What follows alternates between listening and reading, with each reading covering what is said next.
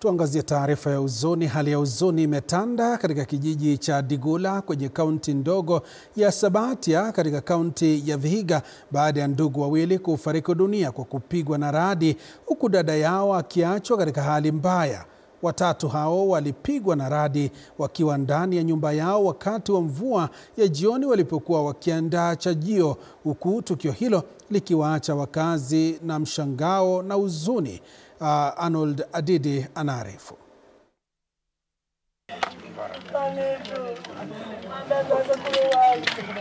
Ni huzuni na majonzi katika kijiji hiki cha Digula kwenye kaunti ndogo ya Sabatia. Nyuso za wanafamilia na wakazi hapa zikiashiria simanzi, baadhi wakishindwa kustahimili uchungu wa mkasa uliotokea katika boma hili. Ilikuja tu kwa jikoni penye nilikuwa kwa moto, nilikuwa na hiyo umeme ndio ilifanya hivyo. Sasa mimi kuona mtoto alikuwa amesimama kusema woi kijana yangu, kushika kijana ameshaacha roho imesha. Kulingana na mama ya ndugu wawili waliofariki dunia, mkasa huo wa radi uliwapata wakiwa ndani ya nyumba yao wakiandaa chakula cha jioni. Sasa ilikuwa saa 12 ya jioni. Tulikuwa na watoto kwa jikoni kama nataka niwekelee ugali. Sasa vile nilikuwa nimemaliza hivyo, nikakuwa hapo ndio radi kakuja kwa meko, nikaona ile nini umeme unakuja kwangu, nimeanguka chini.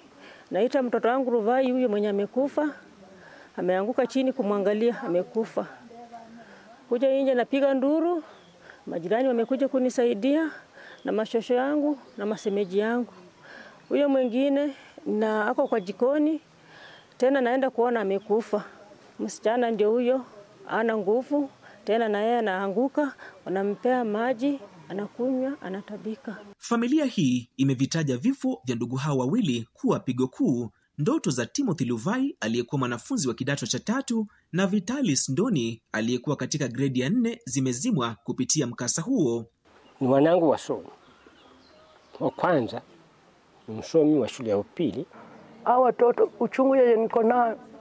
Niko naona tu hao watoto ndio watainua hii boma yetu. Nimeshtuka. Sina la kufanya. Niko tu namna hii. Wakazi wa Digula wanasema kuwa mikasa inayosababishwa na radi imezidi katika eneo hilo, huku wakitoa wito kwa idara za mazingira kwenye serikali ya kaunti na ile ya kitaifa kuingilia kati. Hii kitu hii yosi kilitwanga miti hapa. Tena hapa chini kipita mnoywa kiliua ng'ombe 2. Kila mara mvua ikinyesha vile mzee mwenzangu amesema hapa, huwa tunapiga magoti kwa manyumba tukisema Mungu iishe kwa amani.